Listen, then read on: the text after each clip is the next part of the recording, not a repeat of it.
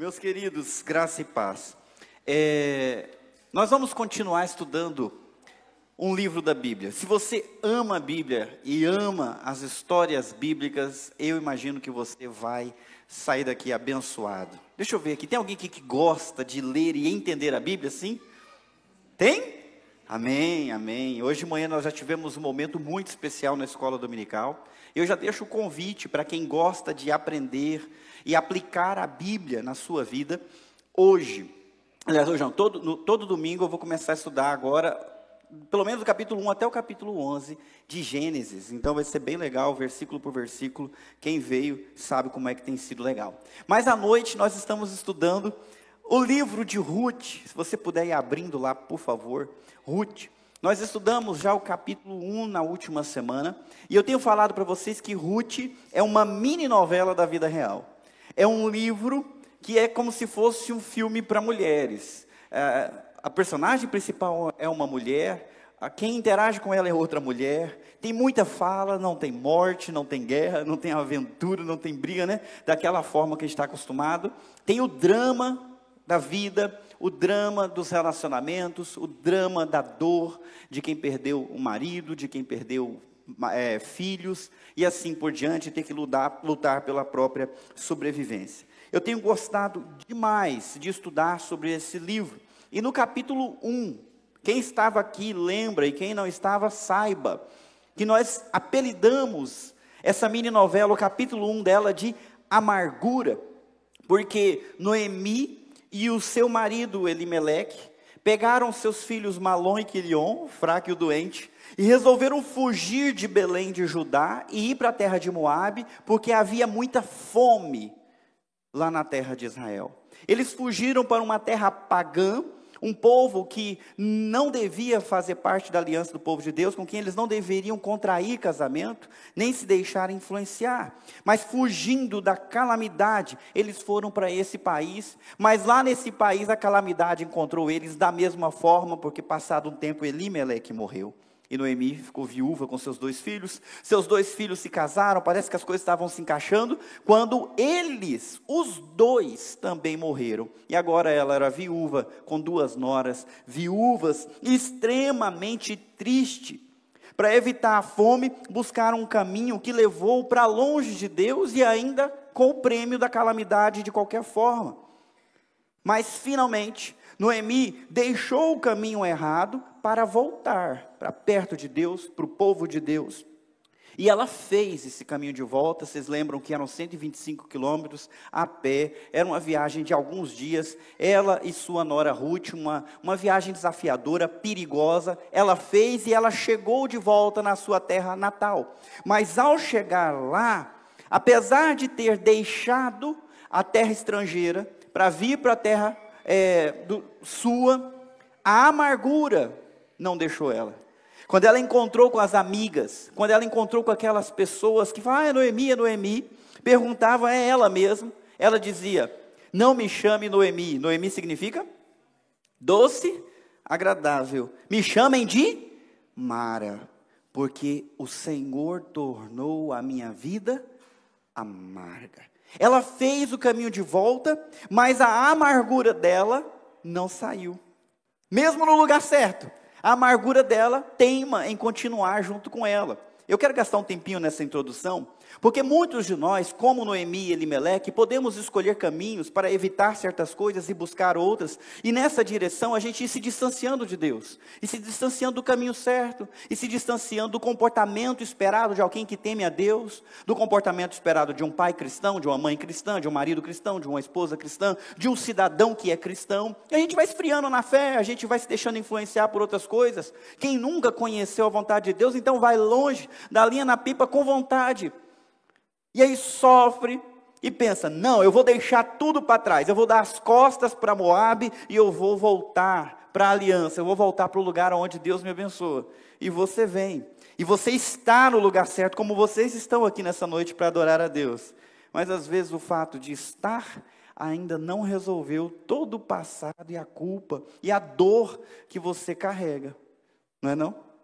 Poxa, isso ainda continua. Eu ainda continuo preso no que eu fiz ou no que eu deixei de fazer. Isso dói, porque eu errei. porque eu me desviei, e agora? Como é que eu faço? Era assim a vida de Noemi. No entanto, o capítulo 1 chega a um final. E depois vem um capítulo 2. Eu quero que você entenda, não importa por onde você andou, se você tem tomado a decisão de voltar para Deus com todo o seu coração, a história não vai ficar parada aí. Coisas novas vão acontecer, porque Deus é bom o tempo todo Deus é bom. Hoje eu quero te convidar para a gente ir para um novo capítulo de Ruth. E esse tema de hoje vai ser chamado bondade. A amargura vai ficar para trás. E agora eles vão perceber a bondade de Deus. Que coisa, né? Vocês entenderam porque vocês cantaram todas aquelas músicas. Feche os teus olhos, vamos orar mais uma vez. Senhor Deus, todos nós enfrentamos dor, amargura. Todos nós nos arrependemos de caminhos e direções que nós seguimos ou deixamos de seguir. E nos lamentamos, ó Deus, por escolhas mal feitas, por caminhos mal tomados. Mas nós não queremos que isso seja um peso que nos impeça de perceber que toda prova, toda dificuldade é passageira e algo novo está adiante. Que através da leitura dessa história, Deus, o Senhor possa trazer alento aos nossos corações, para nós percebermos a Tua bondade. Em nome de Jesus, aqueles que concordam, dizem amém. Abra sua Bíblia em Ruth, capítulo 2. Nós já lemos todo o capítulo 1, agora nós vamos para o capítulo 2. Eu vou pedir a ajuda de vocês, eu destaquei apenas algumas frases, algumas palavras, para vocês lerem comigo. Ruth, capítulo 1, vocês me ajudam, depois se você quiser comparar na tua versão, fica à vontade. Está escrito assim: havia em Belém um homem rico e respeitado, chamado Boaz. Ele era parente de Elimeleque, o marido de Noemi, o morto, aquele que morreu. Certo dia, Ruth, a moabita, disse a Noemi: deixe-me ir ao campo ver se alguém em sua bondade me permite recolher as espigas de cereal que sobrarem. Noemi respondeu: está bem, minha filha, pode ir.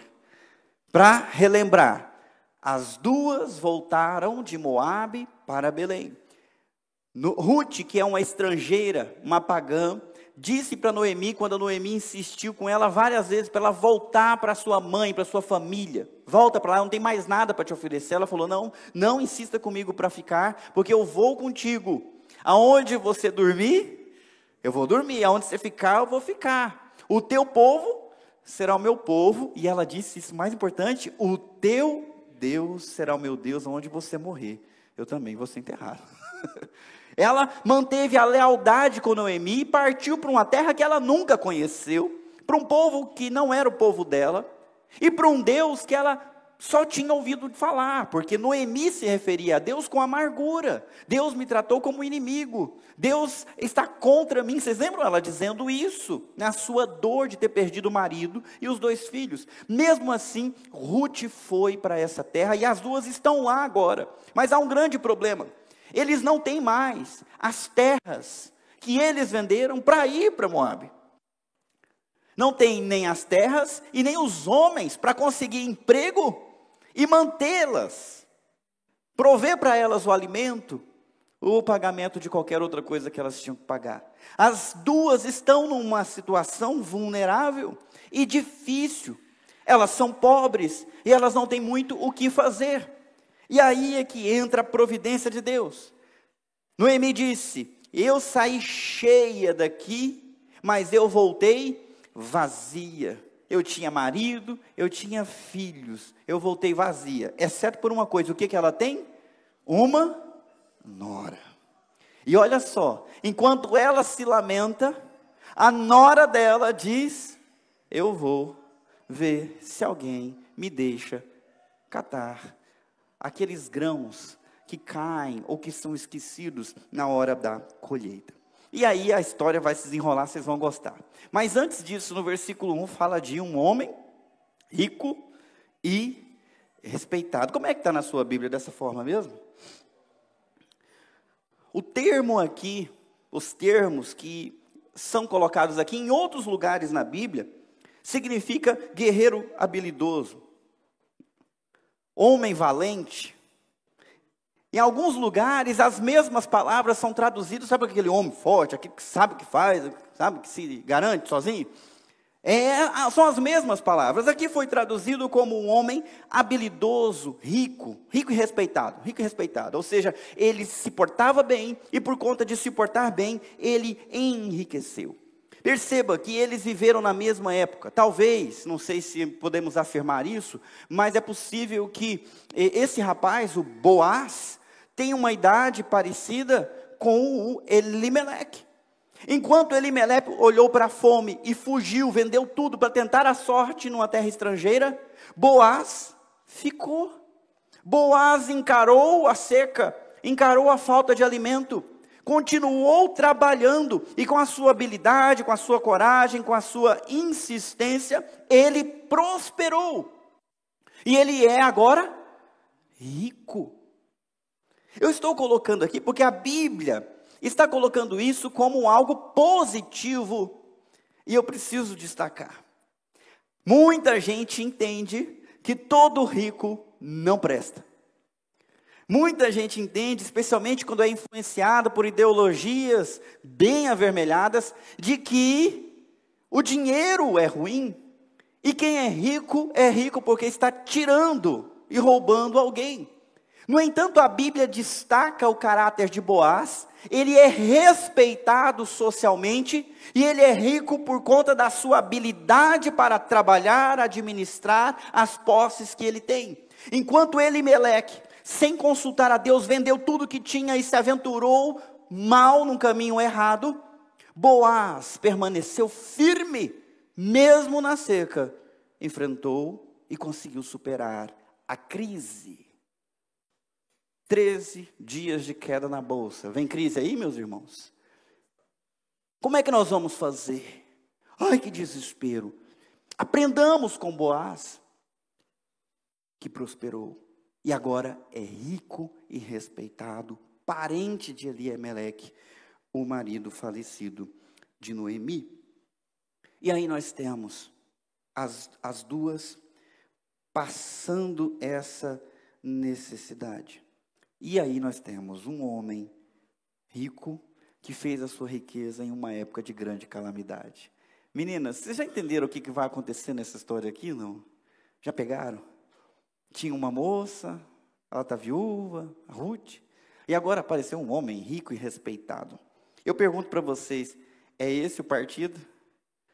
É isso que as mulheres querem? Um homem rico e respeitado? Algumas estão fazendo não para mim, mas vamos pensar de maneira genérica. A mulherada anda atrás de quê? Será que falta parceiras para o Neymar, agora que ele tem... Qual que é o salário? Eu não sei. 1.200.000 por dia? O que vocês acham? Está pior do que Salomão, com certeza. Não? 1.200.000 por dia ele vai ganhar na Arábia. Nossa, viver em Abu Dhabi. Um homem rico. Não fala se ele é bonito, se ele é feio, mas é um homem rico. Será esse o partido? Será isso que a gente deve ensinar as mulheres a procurarem? Será isso que a gente deve assimilar como um ideal para um relacionamento amoroso? E deixando as mulheres de lá, e para os homens, o que eles devem idealizar, especialmente os solteiros? Isso vale para os casados também, porque às vezes o casado está meio triste pensando, queria que a mulher fosse assim, fosse assado, né? Então, o que seria esse ideal de mulher para satisfazer o homem? Como que é? E aí a mulherada vai dizer o quê? O que os homens esperam? Cadê a mulherada daqui? Beleza, talvez. Aparência também. Nós temos aí Ruth. E Ruth não faz parte desse padrão. Ela é viúva, não é mais virgem. Ela é estrangeira, ela é pobre. E além de ser pobre, ela traz uma sogra de brinde, amargurada. Você tem noção? Quem casar com Ruth, leva de quebra quantas sogras? 2. A mãe dela e a sogra dela que vive com ela, do falecido. Não parece um partidão para ninguém também. Ela depende da boa vontade dos outros para sobreviver. Ela fala, eu vou sair, eu vou procurar um campo onde está sendo colhido, para eu poder pedir e deixar, ver se alguém me deixa pegar alguma coisa ali. E ela olha para a sua sogra e fala, deixe-me ir. E a sogra fala, pode ir. Me desculpa se eu vou ser detalhista demais, mas certas coisas não deviam acabar. Tratamento de respeito e de submissão, essa postura respeitosa não devia acabar, mas está acabando. Não é não? Olha isso, ela é filha de Noemi, sim ou não? Não é. Ela deve alguma coisa para Noemi? Não, ela está fazendo a boa vontade ali para ajudar a velha. Desculpa. E ela olha para a velha e fala, eu posso ir. Ela está ali como uma serva para Noemi, dizendo, eu posso, olha que coisa bonita. Muita gente olha para isso do passado e acha que isso é besteira. O fato de demonstrar respeito pelas pessoas mais velhas, de ter um tratamento especial por aqueles que você sabe que já viveu, que tem cabelo branco na cabeça, assim como eu, né? E tratar com respeito, com, sabe, a devida postura. Eu posso ir. E a sogra falou, vá. Respeito e submissão não deveriam sair de moda. Continuando, Ruth saiu para colher espigas após os ceifeiros. Aconteceu de ela ir trabalhar num campo que pertencia a Boaz, parente de seu sogro Elimeleque. Enquanto Ruth estava ali, Boaz chegou de Belém e saudou os ceifeiros. Vocês? O Senhor esteja com vocês, ele falou para os trabalhadores. E depois, o Senhor o abençoou e responderam os ceifeiros. Pegando a história de novo, Noemi falou para Ruth, vá, mas não deu dica nenhuma para ela. Olha, procura o campo de fulano, procura o campo de ciclano, beltrano, eram pessoas muito boas quando eu morava aqui, há não sei quantos anos atrás, não disse nada disso. A Ruth simplesmente saiu, e o texto fala que aconteceu dela ir parar justo no campo de Boaz, o homem rico e respeitado, e além disso, parente do ex-sogro falecido dela, Elimeleque. Olha que coisa absurda, parece que tudo aqui é um acaso, mas nós percebemos pela história que a providência divina levou para o campo certo. Eu falo campo certo porque todo mundo que quer colher certo tipo de produto precisa plantar mais ou menos na mesma época. Todas as plantas que produzem cereal seguem um ciclo estabelecido por Deus que está presente nas estações. Vocês conhecem isso, né? Mesmo que a gente mora na cidade, sabe que tem época para plantar, para você conseguir colher. Se você plantar na época errada, você não vai colher direito. E às vezes nem colhe mesmo. Porque a planta depende da chuva, depende da claridade, depende de um monte de coisas. Então você imagina quantos campos estão colhendo cevada nessa época? Quase todos os que plantaram, porque depois da colheita da cevada, ainda tem a colheita do trigo, que vem um pouquinho depois, um pouquinho adiante. Então tem muitos campos para ela ir, e aconteceu pela providência divina dela ir no campo certo, o campo de Boaz, aonde esse homem está trabalhando, o que é muito interessante. Muita gente acha que as pessoas se enriquecem porque passam os outros para trás.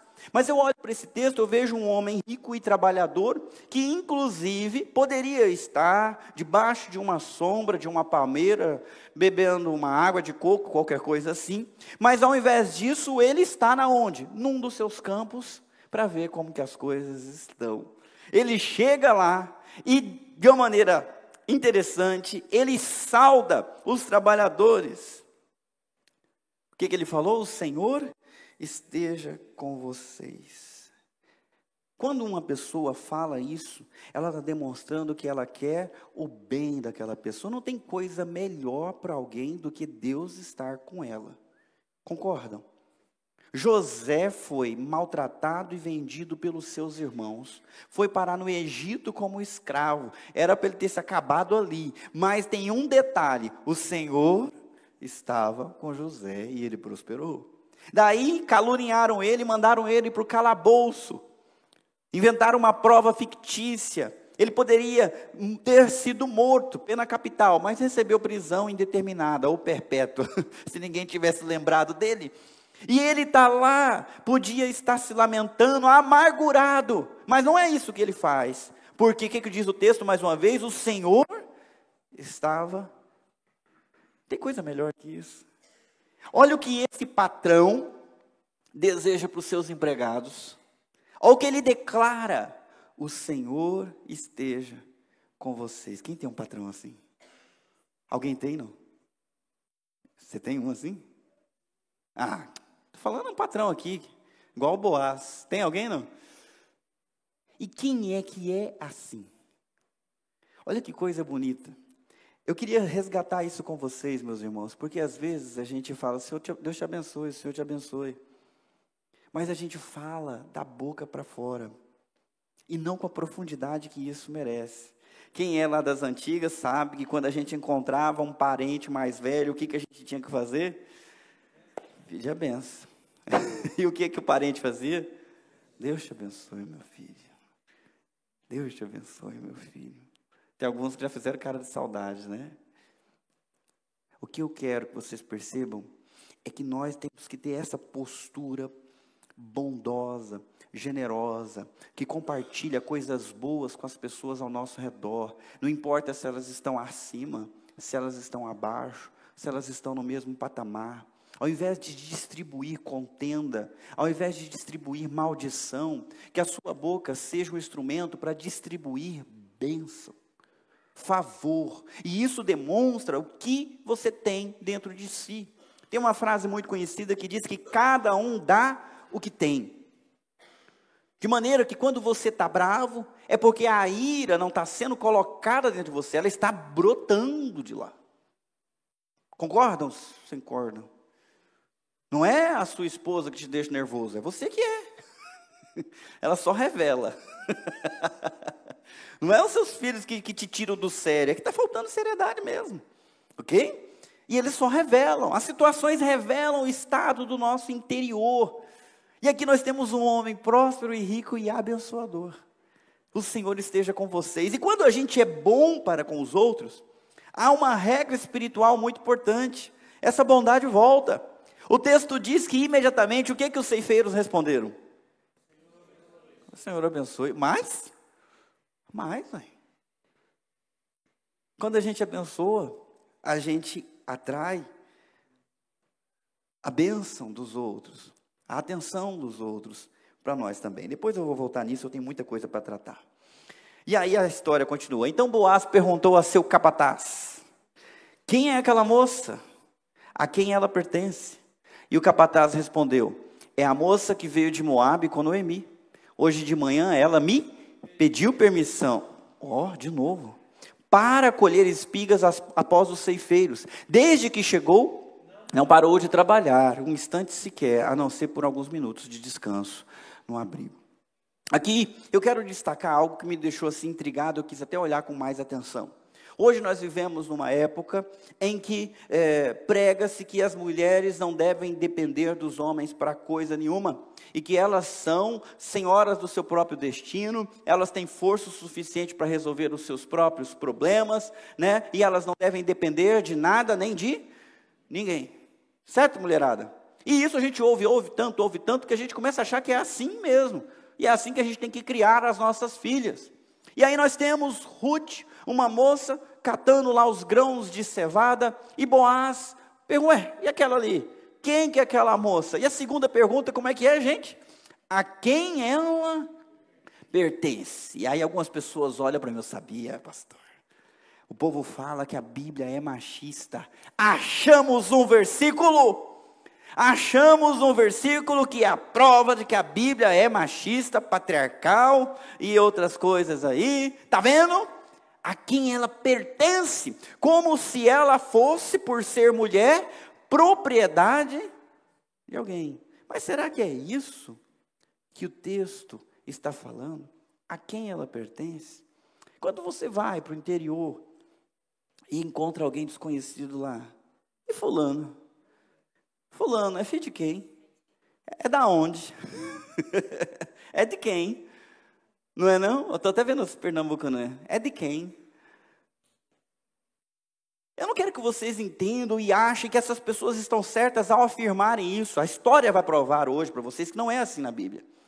Não é propriedade que está destacando aqui, mas pertencimento. E todos nós precisamos pertencer a alguém. Nenhum de nós tem fim em si mesmo. E a falta de pertencimento é uma das causas muito graves de doenças psicológicas e emocionais. Não se sentir parte de nada. Eu fui numa colação de grau de um curso de casais do Wellington e da Isabelle. Falei certo, né? Então, todos os casais que foram dar o seu testemunho falavam, né? Tipo assim, eu chego e falo, eu sou o Ed Jardes, ou o Edinho da Carol. Aí a Carol pegava o microfone, eu sou a Carol do Edinho. Mais ou menos, todos fizeram do mesmo jeito. E aqui na igreja, como é que a gente costuma tratar-se? É fulano, fulana do ciclano, ou ciclano da fulana, não é? Pertencimento. Gente, uma mulher sozinha é algo excepcional. E deve continuar excepcional. Mulheres, vocês preferem ficar sozinhas? Ou vocês preferem ter a companhia e o amor de alguém? Seja na infância, seja na vida adulta, ou até mesmo na velhice. Eu, que sou homem, sei o que eu prefiro. Eu prefiro o pertencimento. Eu prefiro saber que alguém me ama e me quer por perto. E que eu sou de alguém. Que eu tenho lugar no coração de alguém. Toda menina, desde o nascimento, deveria ter alguém ou uma família a qual ela pertencesse e fosse amada e protegida. E é dali para um cara que vai fazer melhor, ou igual, nunca pior. Tem gente que fez careta aí, quem concorda com isso, que isso deveria ser o caminho certo, diz amém. Amém. Eu gostaria que todas vocês, meninas, e oro, que Deus dê isso para vocês, que vocês tenham um marido, um pai ou um irmão, mas sempre pertençam a alguém que cuida com devido respeito, que ama como merece ser amado e que faz o que precisa ser feito. Ruth não tinha isso. Ela está sozinha, por sua própria conta, tentando encontrar uma maneira de subsistir, procurando alimento. Ela despertou o interesse de Boaz. O que acontece hoje quando uma mulher desperta o interesse de um homem? Daqui a pouco a gente vai comparar com o que aconteceu com Boaz, olhando para Ruth, com o que acontece hoje quando os homens se interessam pelas mulheres.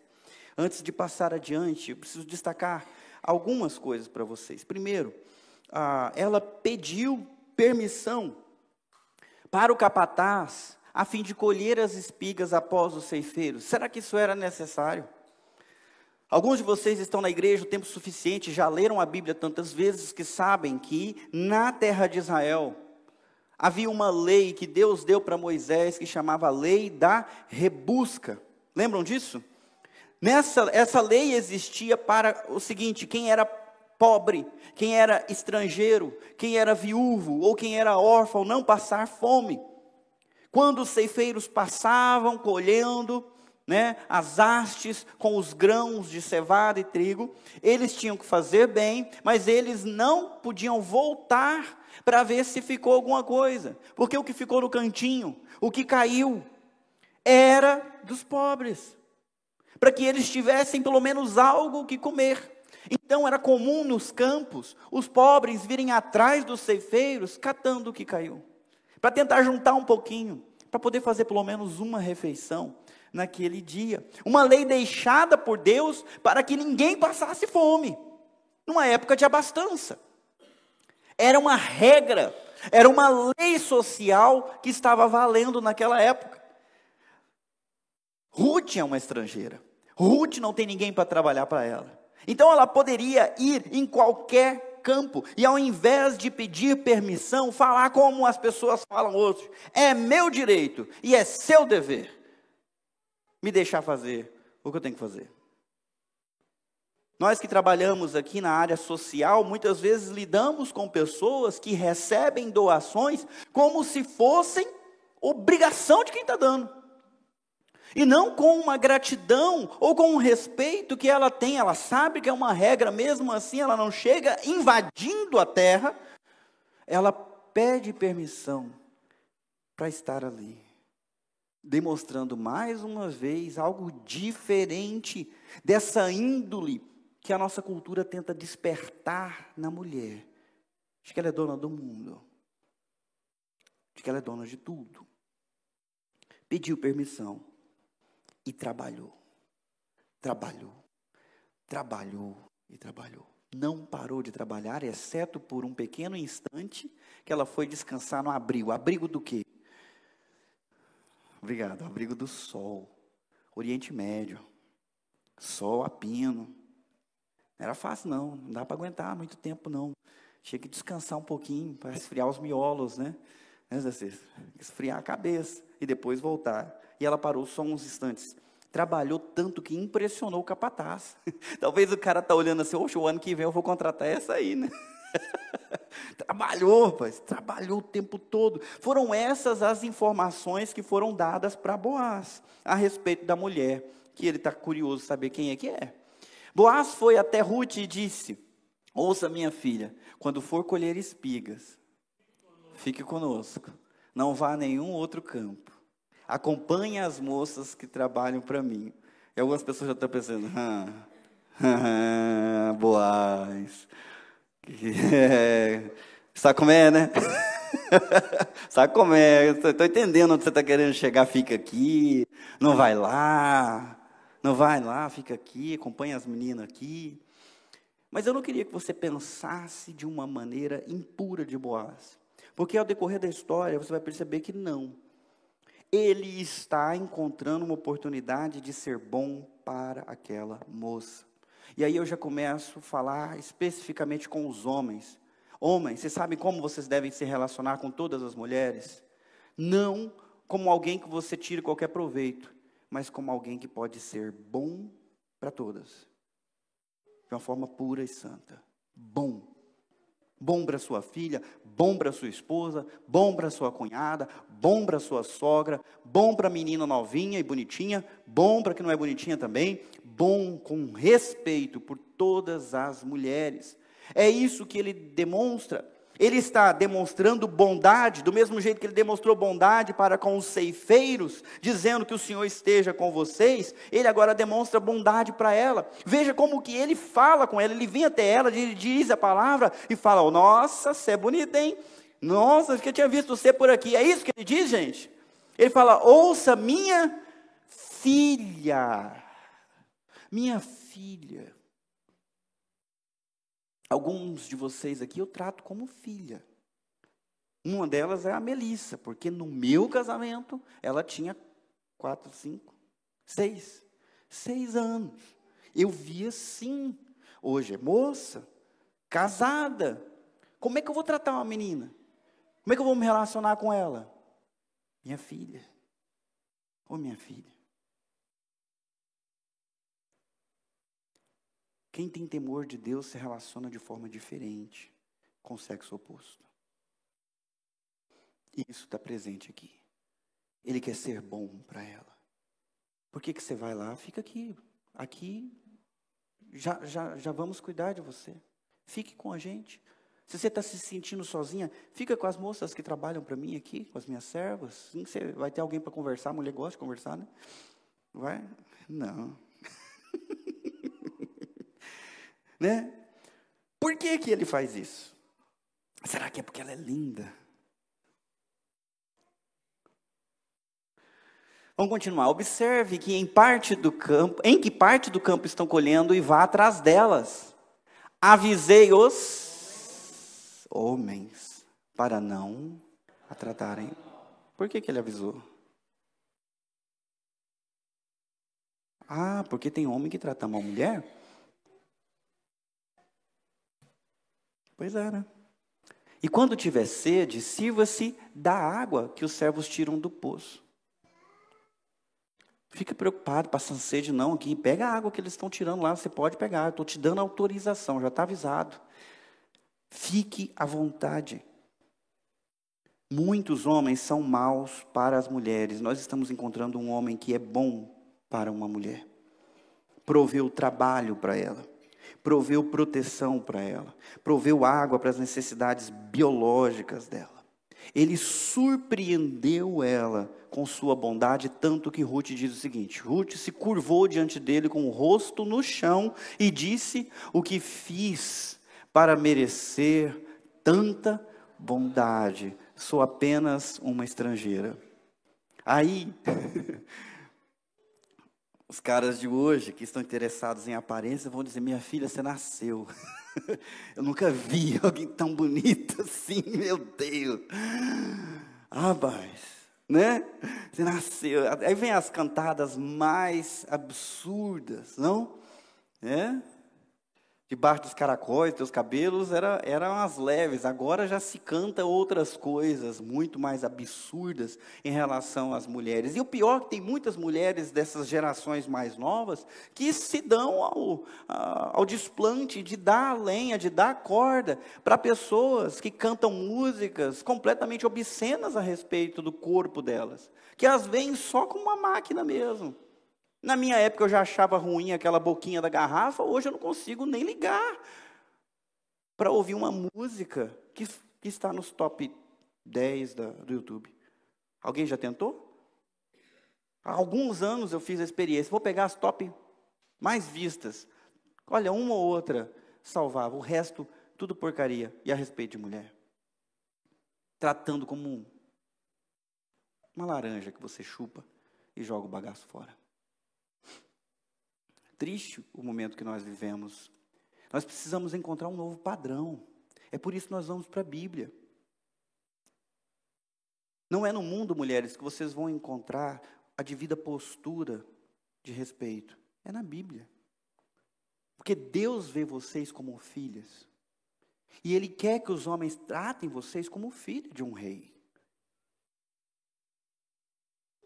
Nós precisamos redescobrir isso. Isso não está na novela, isso não está na cultura, isso não está no Facebook, isso não está no Instagram. Isso está na palavra que nós estamos lendo. Ruth se impressionou, porque a gente pensa: nosso mundo piorou muito. Boaz avisou para os servos: olha, ninguém maltrate ela. Pensa aí, que eu não sei que vocês têm aí embaixo, o que vocês podem pensar? Estou de olho. Ninguém mexe com ela. Porque era muito provável que mexesse sim. Aquele era um mundo hostil para as mulheres, sim.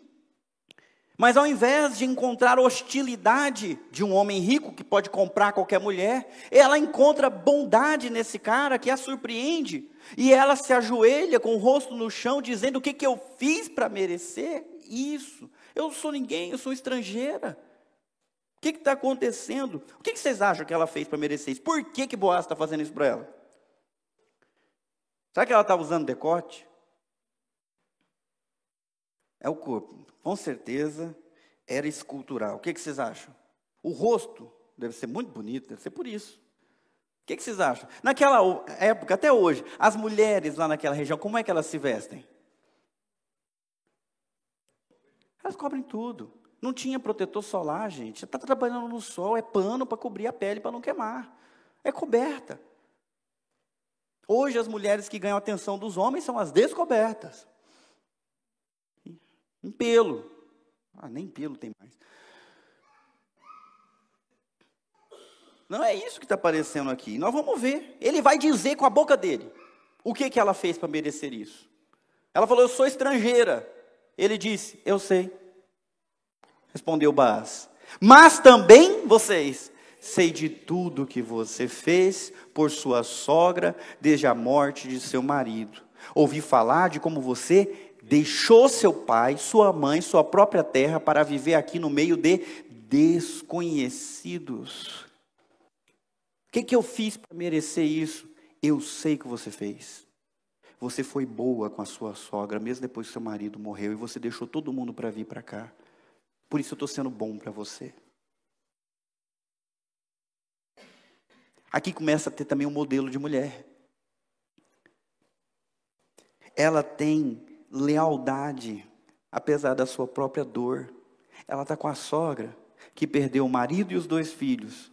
Só que um dos filhos era marido dela. Eu não posso pensar nisso, que dá vontade de chorar.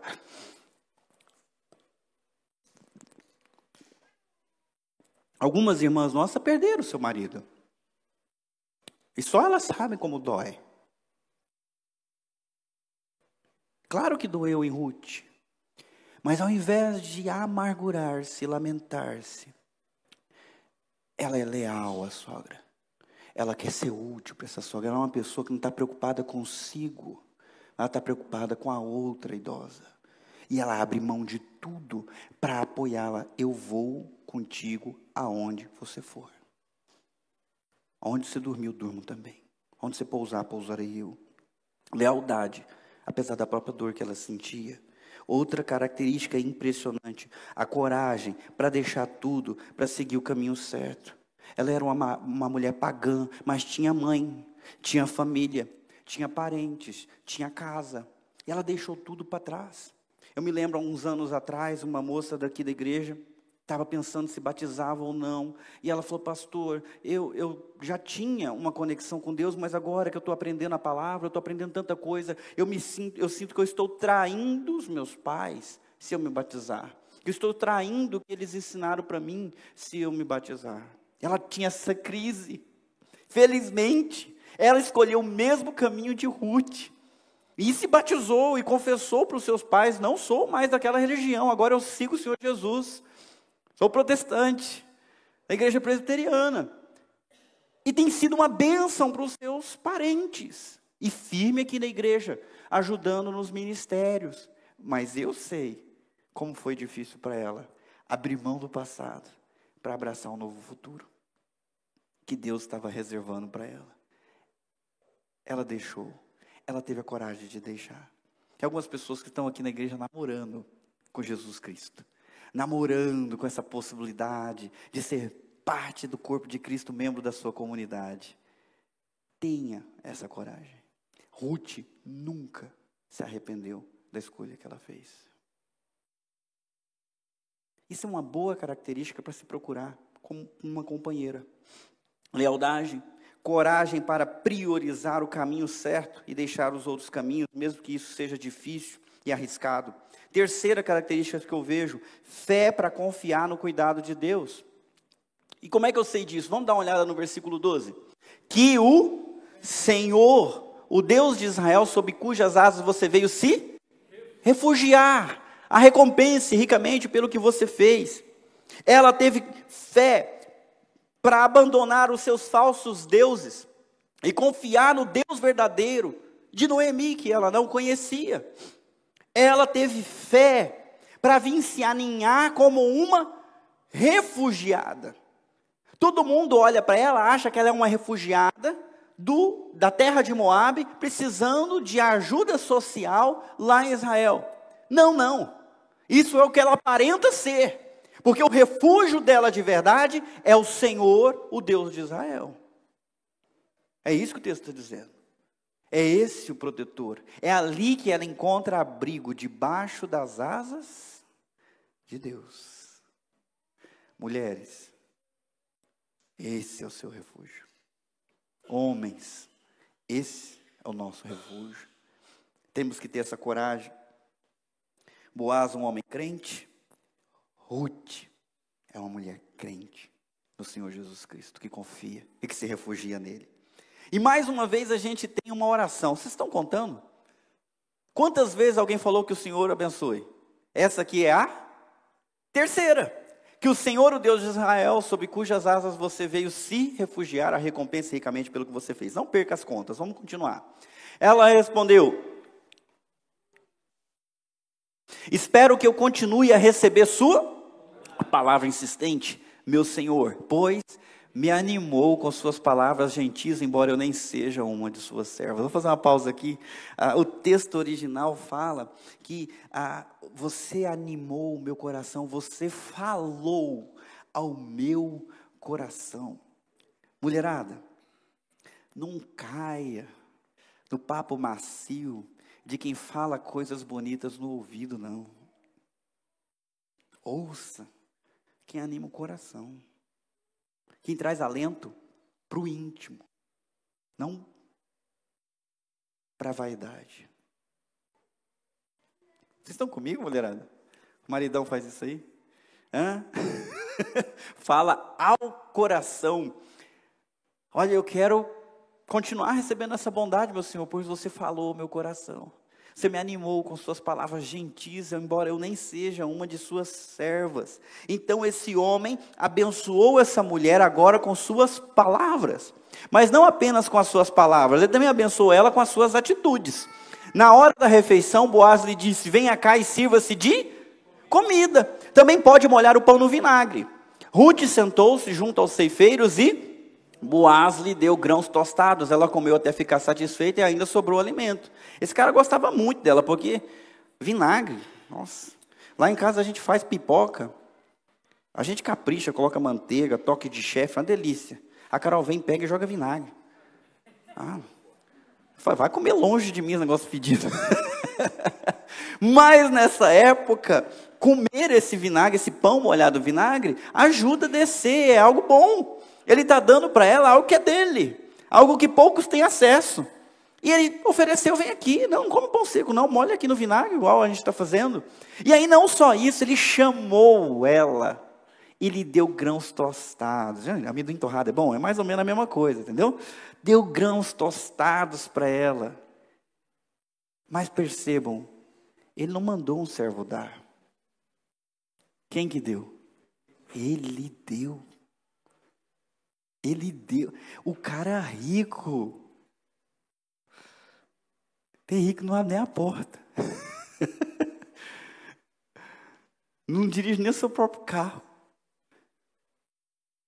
Ele tem essa atitude generosa com as palavras e essa atitude generosa com os seus bens, abençoando a vida dessa mulher. Eu fico impressionado, cara. Esse cara aqui, Boaz, é um nome que caiu bem para ele, né?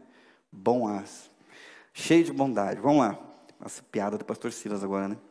Vamos lá. Horrível.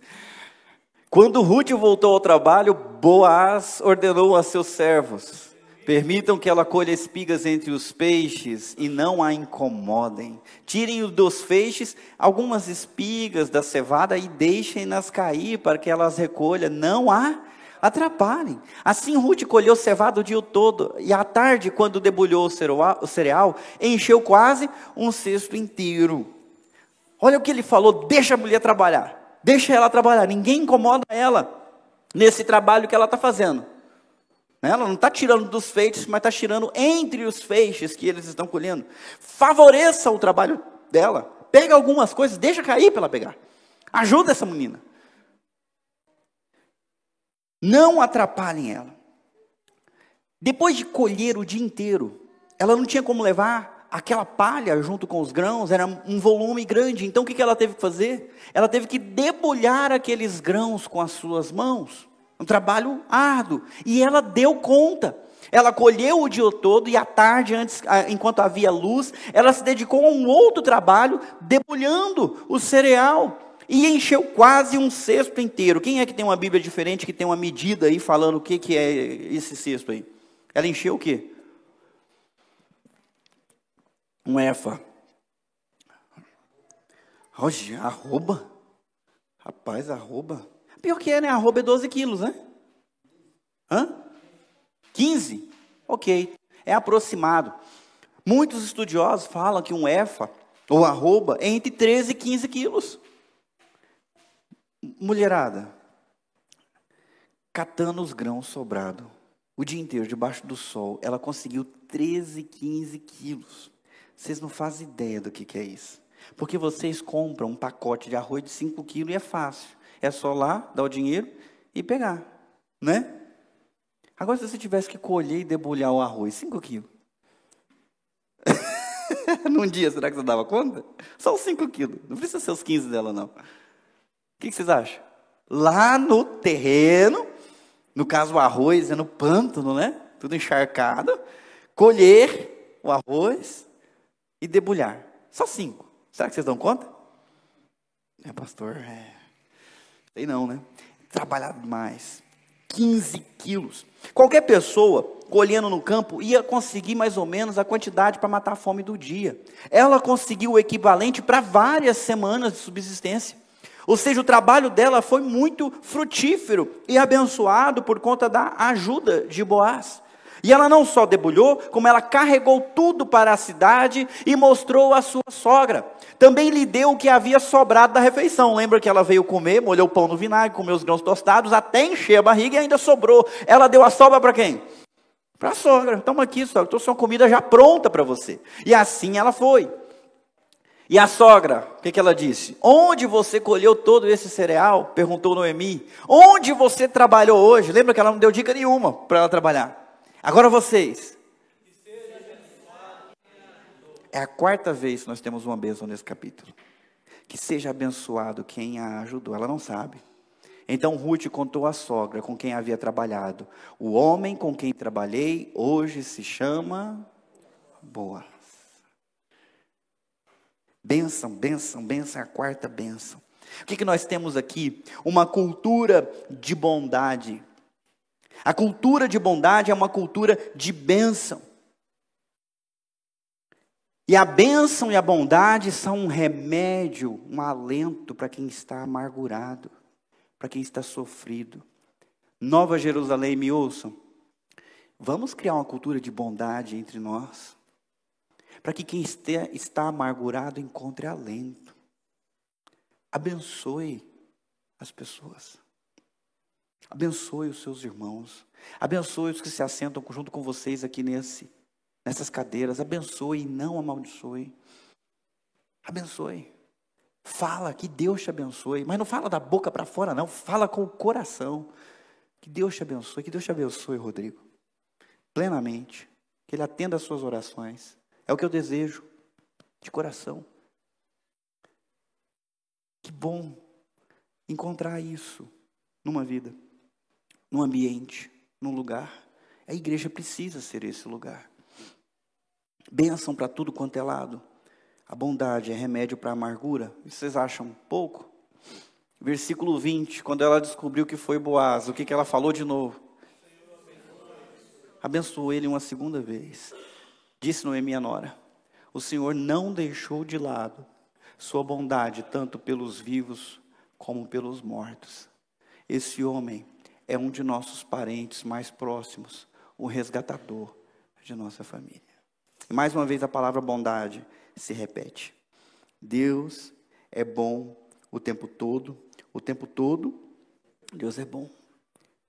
Até o capítulo 1, Noemi tinha Deus por inimigo. O Senhor trouxe amargura, calamidade e sofrimento para mim. Eu não quero mais ser chamada de Noemi, eu quero ser chamada de Mara. Deus está contra mim, uma pessoa amargurada. Mas de repente a nora dela foi abençoada e a bênção transbordou e veio sobre ela. E ela falou: que bênção, que Deus abençoe quem te ajudou, porque isso aqui você não ia conseguir sozinha. Quem foi? E quando ela ouviu o nome do cara, ela irrompeu nessa percepção que ela não tinha até esse momento. O Senhor não deixou de lado a sua bondade, tanto pelos vivos como pelos mortos. Você foi parar, Ruth, justamente no terreno de um parente próximo que pode comprar de volta as nossas terras. Deus está agindo. Deus é bom o tempo todo. O tempo todo. Deus é bom. Quando a gente está amargurado, às vezes a gente não percebe. Mas o fato da gente não perceber não muda a realidade, né, Rodrigo? Deus... Eu quero que vocês falem, meus irmãos. Olha que palavra abençoada. Deus é bom o tempo todo. E o tempo todo, pastor, mas não sei como. Mas é. E eu oro que os seus olhos se abram para você perceber como ela percebeu. Ele não colocou de lado. Ele não falou: não vou ser bom com essa, vou ser só bom com os outros. Ele não fez isso. Ele conduziu ela para um novo momento da sua vida, um momento de esperança. E aí o texto continua: Ruth, a moabita, acrescentou: Boaz disse que devo voltar e trabalhar com seus ceifeiros, até que terminem toda a colheita. Muito bom, exclamou Noemi. Faça o que ele disse, minha filha. Fique com as servas dele até o final da colheita em outros campos, porque aquele ambiente era um ambiente hostil para uma moça, perigoso. Fica lá. Lá você tem alguém que te quer bem, alguém que te protege, alguém que está nos ajudando. Assim Ruth trabalhou com as servas nos campos de Boaz e recolheu espigas com eles até o final das colheitas da cevada e do trigo. E nesse tempo, ela, calma, não criamos pânico. Ela abandonou a sua sogra, porque agora ela tem um cara que quer ela bem, não é isso? Junta as trouxinhas, junta com as trouxinhas dele, vamos viver a nossa aventura. Você gostou de mim, agora eu já estou começando a gostar de você também. Você é tão bonzinho? Foi isso que ela fez? Não foi isso que ela fez. Eu vou fazer uma pausa que não estava no script. Meninas, falem até para as mais novinhas. O conselho de Cantares: não desperte o amor até que chegue o momento certo. Não embarque numa empolgação com o primeiro Zé Ruela que aparece e é gentil. Não faça isso, não deixe suas filhas fazer isso. Pais, protejam os seus filhos, suas filhas. Tem muito lobo que se veste de ovelha e passa bem a ideia. Não é assim não. Casamento, relacionamento afetivo, não é assim não, é com responsabilidade. É cada passo de cada vez. Não é aventura, não é imaginação, não é sentimento. Ai, pastor, rolou uma química, então vai explodir. Para com isso. O texto não falou de química nenhuma. Vocês viram alguma química aqui? Não. Está falando de um homem que sabe se portar como um homem de Deus, abençoador, rico por conta das suas habilidades, pelo seu jeito sério de tratar homens e mulheres. E está falando de uma mulher que está recém-iniciada nos caminhos de Deus, mas que se porta de acordo. Que está trabalhando, que não depende dos outros, num certo sentido, e depende sim, num outro sentido. Mas está lá, fazendo por onde? Isso é importante. Esse mundo perverso é hostil com as mulheres, mas aqueles que temem a Deus são uma expressão de bondade e proteção para elas. Quem teme a Deus prepara um ambiente onde é seguro para uma mulher estar. Eu oro que a nossa igreja seja sempre assim, um ambiente seguro para vocês. Então, homens, sigam o exemplo de Boaz, para que elas se sintam assim aqui dentro. Deus quer isso de nós. Ruth e Noemi dependem da ajuda dos outros, mas também dependem do próprio trabalho. Elas não se garantem com o seu próprio trabalho exclusivamente. Ou consegue? Não, ela precisa da boa vontade de alguém que deixe ela catar o grão. E isso me leva a outro ponto. Você consegue tudo sozinha? Não consegue nada. Eu não consigo tudo sozinho. Arnaldo, você consegue tudo sozinho? Não consigo, não. Rodrigo, você que é grandão, você consegue tudo sozinho? 2 filhos.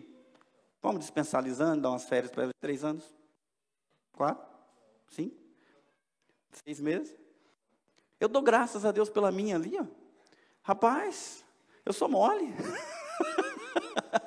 3 filhos. Um dia para mim eu já estou pedindo arrego.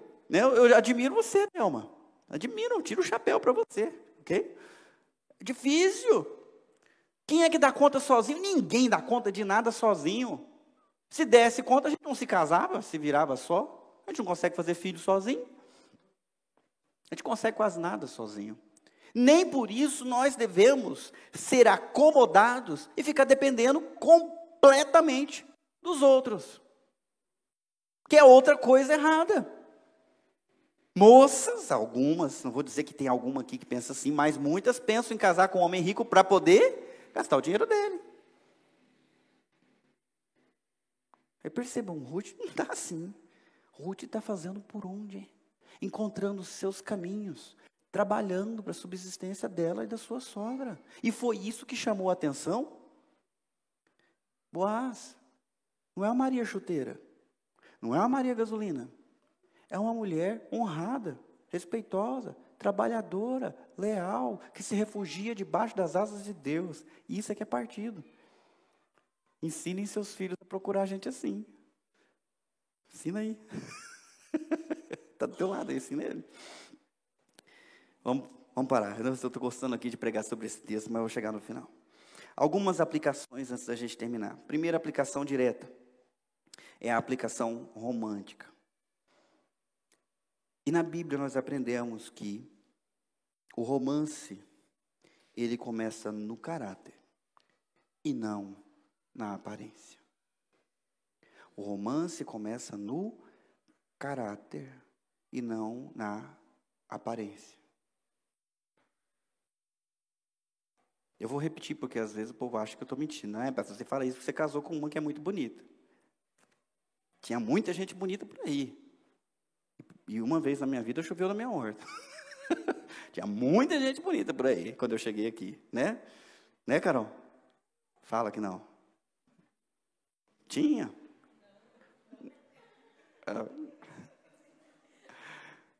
Tinha gente que me cantava na cara dura, Leandro. Nunca aconteceu isso na minha vida. Aqui na Nova Jerusalém, lugar abençoado, aconteceu. Rapaz. Hã? Não. Bonita, mas eu olhei o caráter. Outras coisas para atrair. Outras coisas para pensar. Sendo assim, homens, é isso que a gente tem que olhar. E mulheres, se é assim, se é o caráter que importa mais, então para que mostrar o corpo? Ensinem suas filhas a protegerem, a se resguardarem. A Bíblia trata a mulher como um jardim, mas não é um jardim público, é um jardim privado, no qual um homem tem acesso. Aquele que tem a chave do seu coração. Eu quero isso para minha filha. Eu quero que ela seja um jardim bem cuidado por alguém que a ama. O dia que eu tiver que entregar, meu Deus do céu, que não seja logo, eu quero entregar.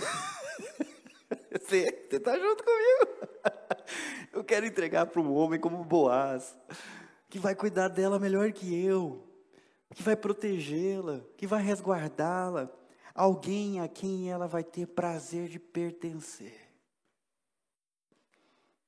Assim como ela tem prazer de pertencer a mim hoje. Olha, Deus foi tão bom para mim, eu tinha desistido de ter uma menina. Aí veio a Clarinha. Eu posso estar naquela câmera trabalhando, olhando, lá vem a menina, querendo o meu colo. Ela senta no meu colo. Ela confia em mim. Ela não sente qualquer tipo de malícia da minha parte, porque ela é minha filha. Eu a respeito, eu quero bem. Isso é maravilhoso demais. Minha filha, minha esposa ali, ó, minha, não como propriedade, mas ela colocou um anel no dedo e prometeu ser fiel até a morte. Eu não coloquei um laço no pescoço dela. Eu não a subornei com dinheiro, porque não tem. Ah, beleza. Olha que você. Com certeza também não é esse, né? O detalhe que a mantém apaixonada. Né? Foi um voto diante de Deus que a gente fez no dia 1º de julho. Depois de 2 anos e 3 meses de namoro e noivado. E que dia feliz esse para minha vida. Bendito seja esse dia. Todo mundo lembre dele como um dia bom. O Brasil perdeu a Copa, mas eu ganhei. Amém. Eu quero terminar, mas não consigo. Agora uma aplicação espiritual. Jesus é o nosso Boaz. Eu tenho que fazer essa aplicação porque Boaz é o resgatador de Noemi e de Ruth. elas são pobres, a liberdade delas não existe, elas são dependentes, a propriedade delas foi vendida e não há quem tenha condições de comprar de volta. Boaz tem. Nós vamos ver a história daqui a pouco. Mas é importante que a gente entenda que nós também vendemos o nosso relacionamento com Deus por um prato de lentilha, de sopa. Nós vendemos a nossa fidelidade a Deus para seguir o nosso coração. Quem que não fez isso aqui? Quem que não buscou algo que era bom para si, mas desagradável a Deus e com isso pecou? E quem peca é escravo do pecado. Nós fizemos isso. Estávamos vendidos, propriedade do cabrunco, propriedade do maligno, porque amamos coisas malignas, pecamos com palavras, com pensamentos e com ações. Qual que é a boa notícia? Existe um resgatador. Nós temos um parente próximo, que tem dinheiro suficiente, ou riqueza o suficiente necessária, só Ele tem, para nos resgatar do pecado, da morte, do inferno, e nos dar de novo a si, como sua propriedade, para nos resgatar do império das trevas para o reino da luz. Jesus é o nosso Boaz, e nós queremos pertencer a Ele, todos os dias. Última implicação, Noemi e Ruth conheceram o seu resgatador. Boaz é o nosso resgatador, mas elas não tinham sido resgatadas ainda. Mesmo antes de serem resgatadas, elas já estavam colhendo as bênçãos generosas de Boaz. O que me faz pensar que a nossa igreja, ela precisa ser bênção para as pessoas, mesmo antes delas terem passado pelo batismo. Mesmo antes dela ter entregado a sua vida a Jesus. Porque assim como Boaz já abençoava elas e provia para elas, Jesus já está provendo para o mundo através da sua igreja. Jesus está provendo bondade, amor e serviço. Ele alimentou uma multidão e nem todos na multidão eram discípulos dele, ou eram? Ele orou por aqueles que o maltratavam, mesmo não crendo nele, porque ele é abençoador. Ele não veio condenar, ele veio salvar. E hoje no mundo, nós somos esse ambiente que deve abençoar a vida das pessoas, mesmo antes delas serem resgatadas. E eu quero pedir que nós sigamos o exemplo de Boaz, sigamos o exemplo de Ruth, sendo generosos e abençoadores todos os dias, de todas as formas que nós pudermos, para que pessoas como a Maria da Glória, que está criando seus 2 filhos sozinha e tem muitas dificuldades, né, Maria da Glória? Se sinta sempre generosamente bem cuidada e amparada através da igreja. Aquela menina ali já é batizada. Ela não gosta que eu fale dela, mas agora já foi. É a Poliana. Eu queria que vocês mostrassem generosidade para ela. Quem é essa moça? De quem que ela é filha? De onde que veio? Está vindo de manhã?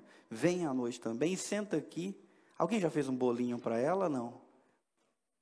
Grãos tostados? Não? Pessoal, marque ela. O sorriso dela é legal, uma pessoa gente fina pra caramba, ok? Sabe se comportar, bem respeitosa.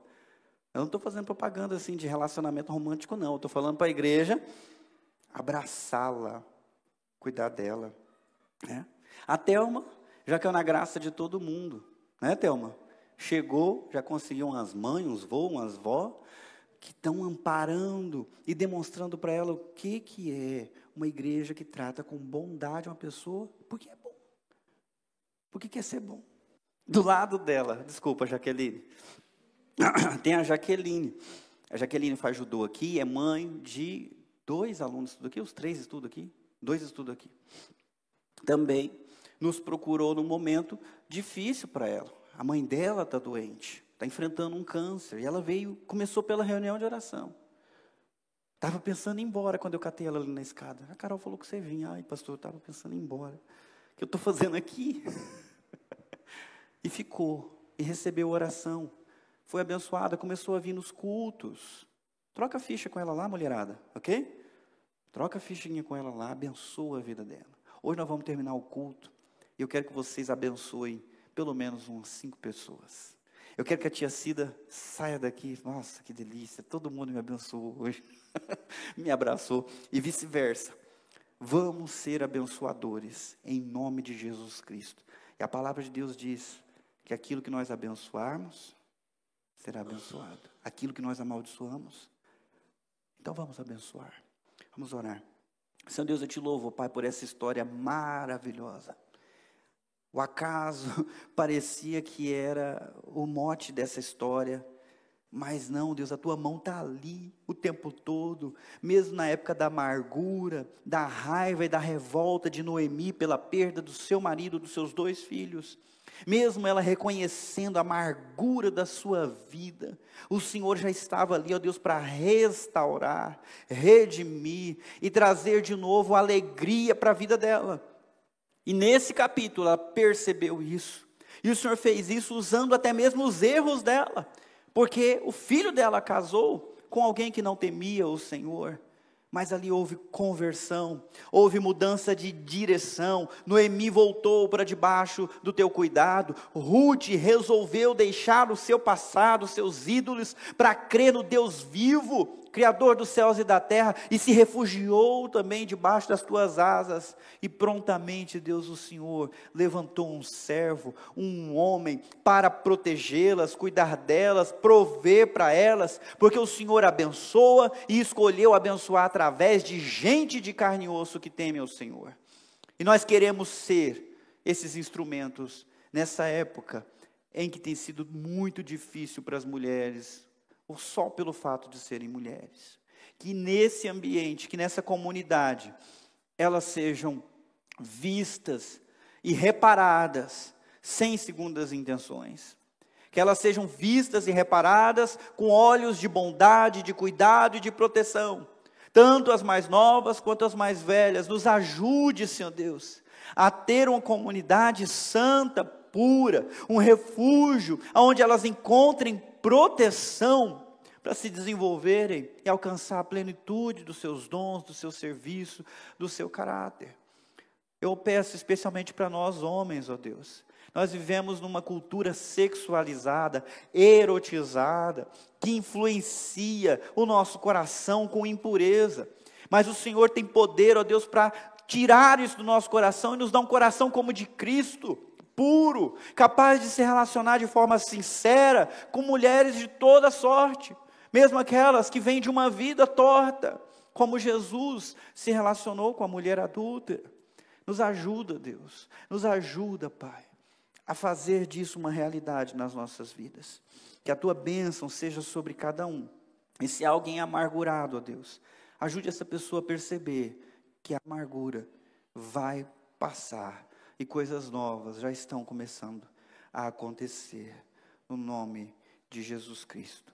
Amém. Amém. Queria convidar você a ficar em pé, eu quero impetrar a bênção.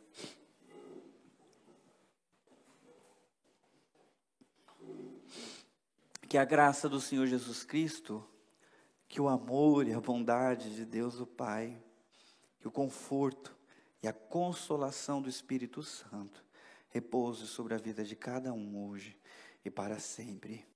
Amém.